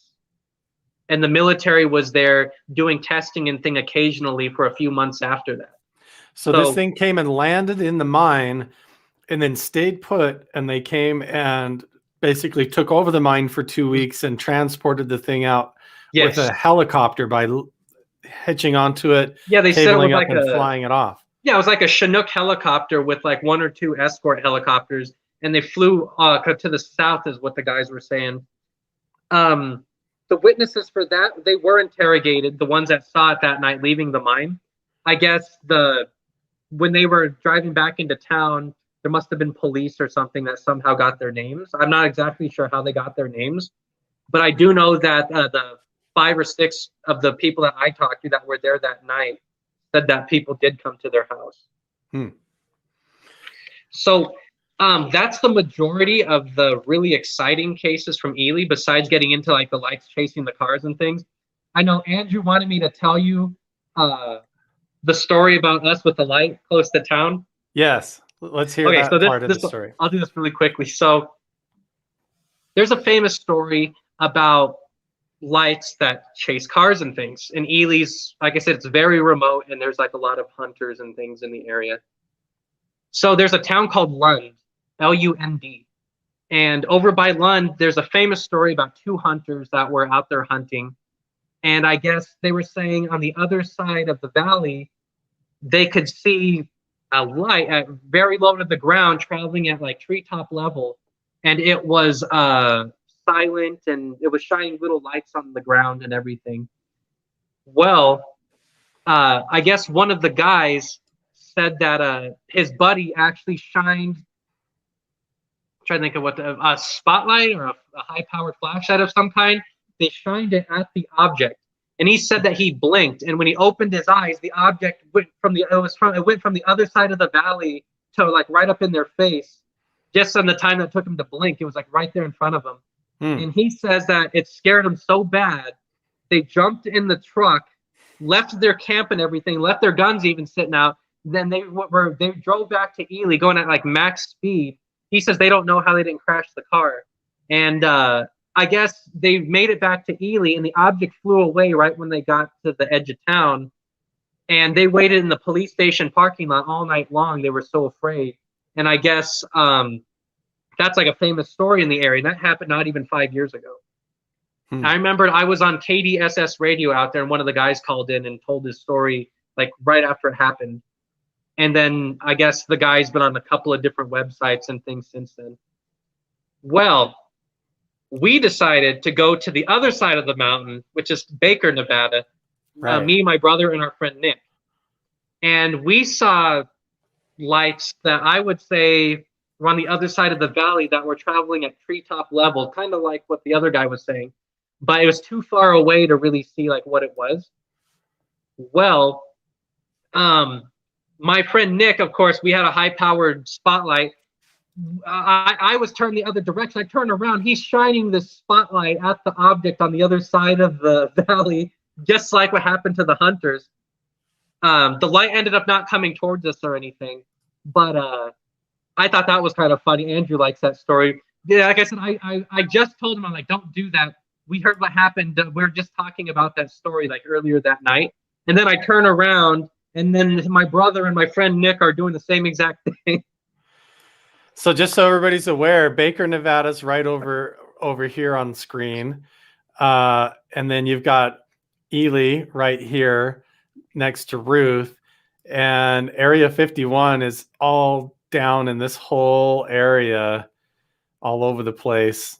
I can probably Dugway's very close to Ely to the east, too. Yes. So from there, if we go to Area 51, you can see there it is. Yeah, and see, I've parked on this road here and driven up and down. This is where the famous black mailbox is on screen. Basically, yeah, right there's the black mailbox, and this is the Groom Lake Road that goes right up over by Bald Mountain, where they have big radio towers and stuff like that, into Area 51. And you go in here, and just like you were talking, and I showed this on my Instagram and my new TikTok account. But you scroll out here, and there's all kinds of old, strange, it almost looks like Nazca line airfields, like dirt airways and different things like that. You've got Indian Springs and strange stuff. This is where they claim Papoose Lake. This is where they talk about a lot of the time, like underground underneath this mountain here is supposedly installations where if they're going to fly test aircraft or reverse engineered craft, that they actually fly them over Papoose Lake and through this saddle of the mountains here. And sometimes up and over into this valley in this region. Oh, it looks like I lost you there, but I'm going to keep going and showing this region of Area 51 and try and join us back here when you get a second there, Jeremy.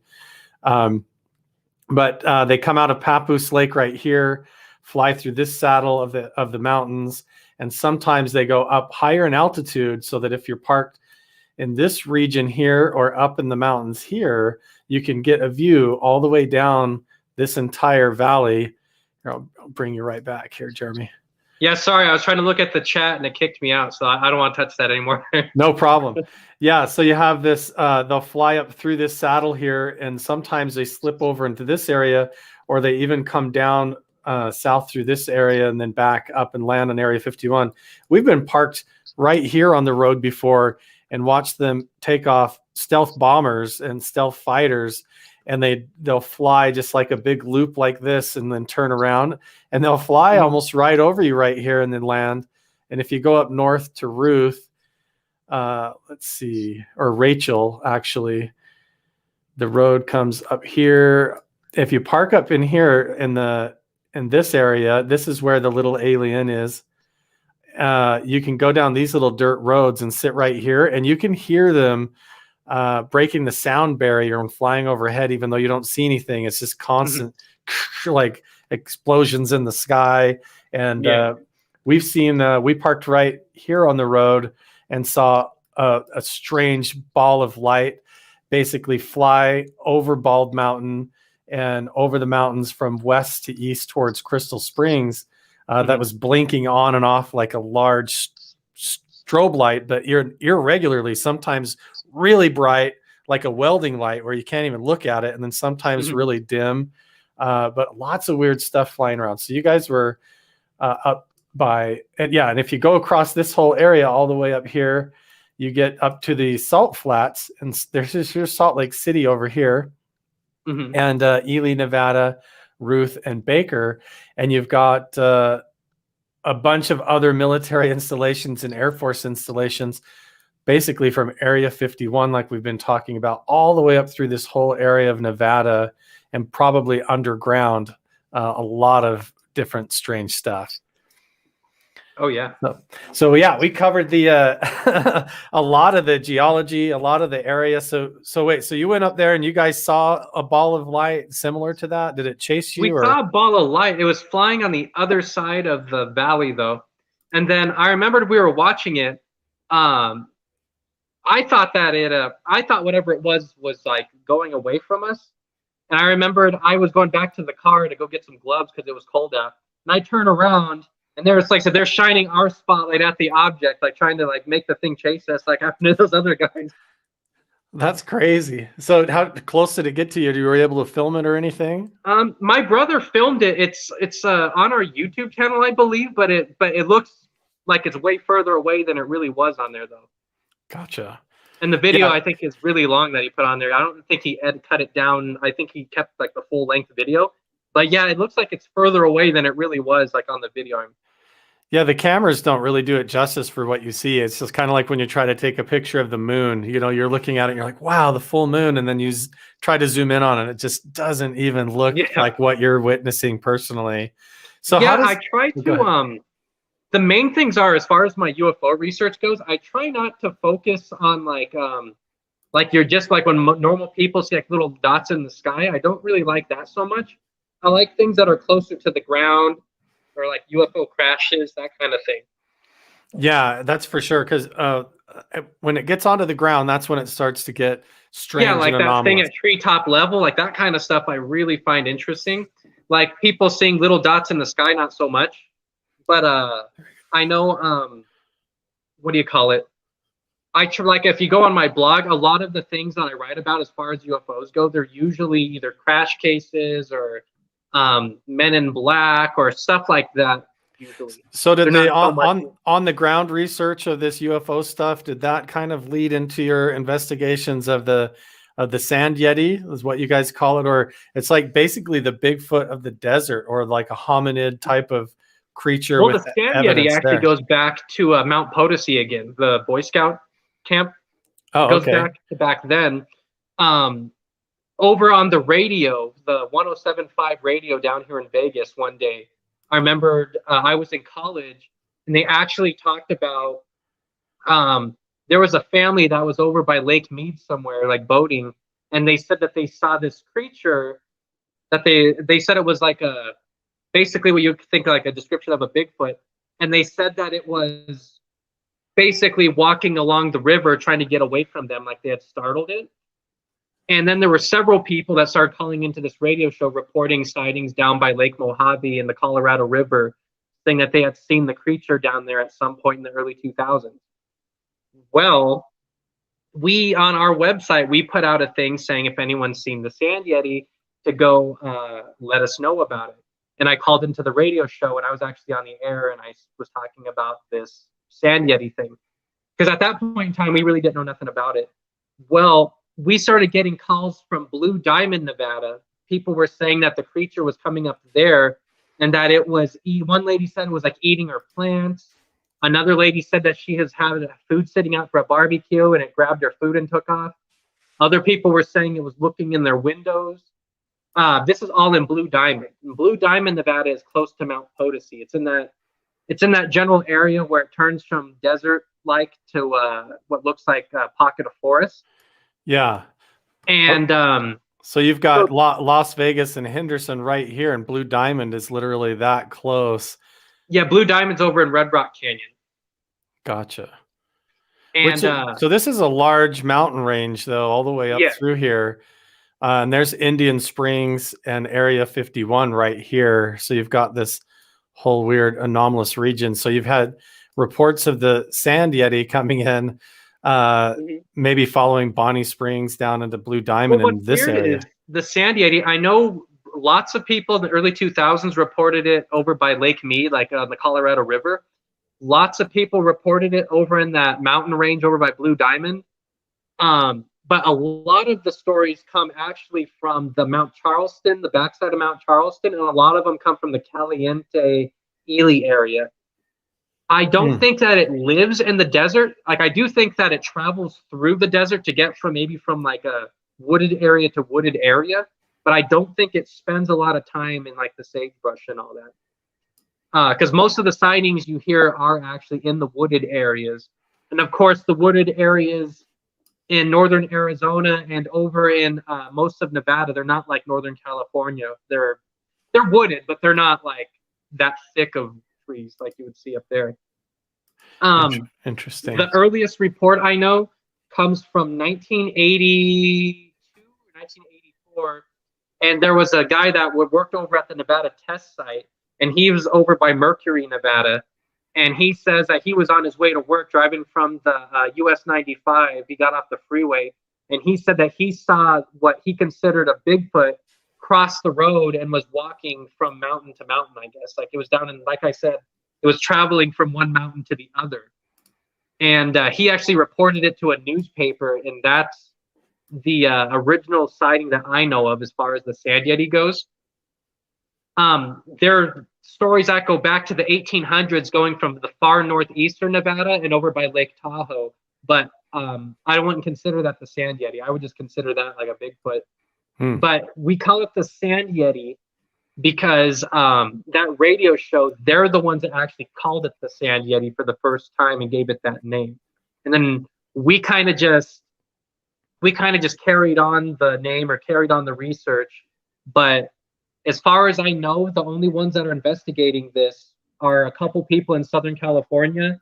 In the desert areas, there's a couple names for what they call that. But as far as Nevada goes, I think we're like the only ones, unless you want to count like Lake Tahoe and that general area. And you have it right there, you're saying from Mercury down through all of these mountain ranges. You've got Blue Diamond area right here, like it's moving up through these mountain ranges and areas. And this is Indian Springs that I was talking about earlier. That, I mean, you can't go into this area. You can't drive through here. This is all becomes immediately military installations, DOE, Department of Energy land. They control almost all of the drones for like the Middle East, and actually the military, for our military all over the world, is run from there, from what I hear.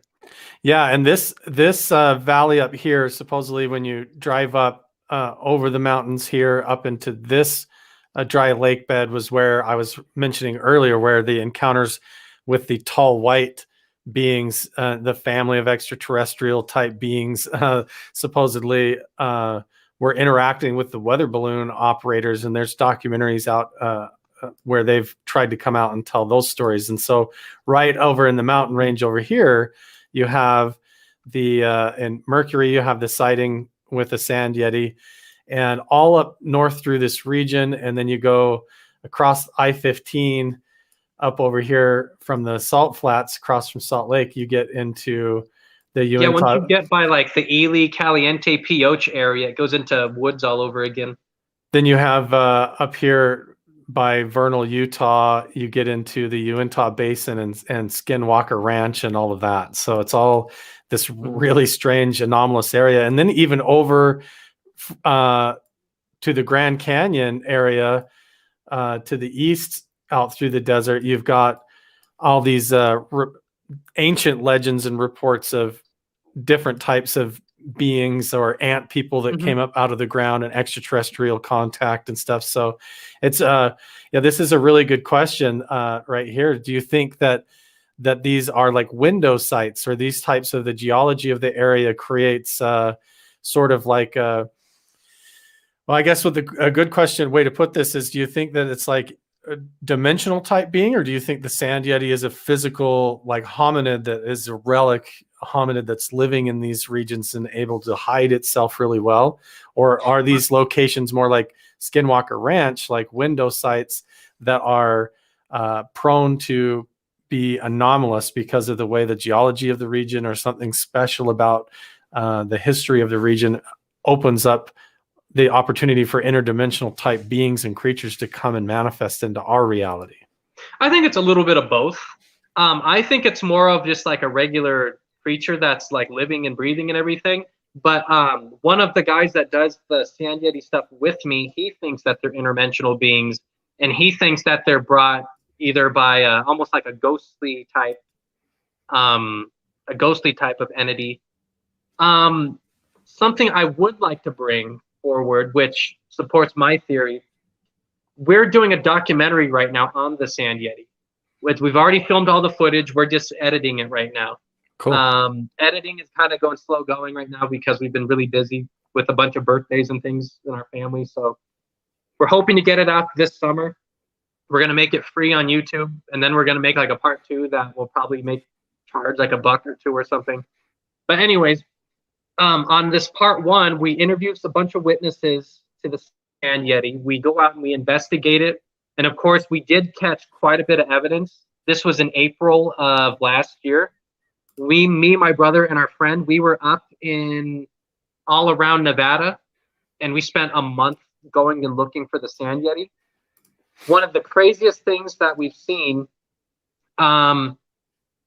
we were up in Mount Charleston, of all places, which when people think of the Sand Yeti, you don't think of Mount Charleston. You think it's too close to Vegas. I personally didn't think it could really live in Mount Charleston, but turns out that I was wrong. So we went up to Mount Charleston, and on this particular night, it had been snowing really heavily for about 3 days before that. And there was snow. I clearly remember I couldn't park the car up a specific hill because there was ice all over the road and the car wouldn't go up the hill. The car was slipping and everything. And it was about midnight or so we got to this location. And it's not the tourist part of Mount Charleston, because there's like a tourist side and there's like a non-tourist side. It was the non-tourist side. So we're sitting there. Our YouTube page has the preview for all of this, actually. Oh, okay. It should be like one of the last couple of videos we uploaded on there. So anyway, so we're at the side. It had been snowing recently. And I clearly remember we hiked up this hill. It's kind of like you go up this hill, you go walk for a while, and then it goes down into like a deep valley. And at the bottom of this valley is like a small lake or like a small reservoir. And there's no houses anywhere nearby. So we're down in this valley. The snow was literally like up to past our knees, like between your knee and your waist. So this was almost like a really bad idea going down there to begin with. And when we got down to the bottom of this, I guess you would call it a valley. When we got to the bottom of this valley, there was this lake down there. Well, when we got to the bottom, we saw these giant 3-toed footprints. And it looked like they were in the middle of, like, you know, when snow turns to ice? Yeah. It was like that. It was like an icy type snow area. There was like 3 or 4 footprints. We got pictures of it. We tried to cast it, but the cast wasn't working right because of the ice. We got this on the documentary. So after we spent some time down there, we start walking back up towards where the car was parked. And on our way back up, at one point, we stopped to have a conversation, and we heard what sounded like a dragging sound up ahead on the trail, like something was dragging. And I remembered we thought this was odd, and we caught that on video. And we get up to the top where this dragging sound was, and there was nothing there. So we continue walking to like a wide open area. And this wide open area, it's not really a parking lot. We use it as a parking lot sometimes, but it's not really a parking lot, I guess. This snowplow is up there for that general area, but there's no town really around there. We're up there, and we turn on our thermal camera. And what was weird was we caught something on thermal walking away from us. And it was probably not even a half a mile away, a fourth of a mile. It was really close, whatever it was. And at this point, it was pouring snow down. Like you couldn't hardly see. It was snowing so bad. And like I said, there was ice all over. We must have only seen or heard 1 or 2 cars the whole night we were out there. So I have no explanation for what this was. It would look like a person, but it was in the middle of a snowstorm. I don't know why there'd be a lone person out there by themselves. There was no cars anywhere in sight when we were driving up there, and when we left, there's no cars parked on the side of the road anywhere. Whoever this was, like I said, in the middle of the night, in the middle of a snowstorm, freezing out, snow up to your knees. I'm like, I have no idea. We have no explanation. But we caught all this on video, and this is all going to be on our documentary. So it'll be the first Bigfoot documentary that we actually made. So it'll be pretty good, pretty exciting. So I'm over here on your YouTube channel right now, the Bigfoot's Pad Paranormal site. Is this the documentary preview here? Yep, Yep, it should be that one. It should be like a minute and a half. Or I'm not sure if we'll be able to hear it or not. Can you hear that? I don't hear anything on my side. I can hear it in my headphones, but you guys might not. If you go to the very end, you could see the thermal footage. We show a little clip of it because we caught the thermal footage on 2 different cameras, but my brother shows the worst of the 2 cameras to try and give like that's my brother doing something. It's like the very end of the trailer.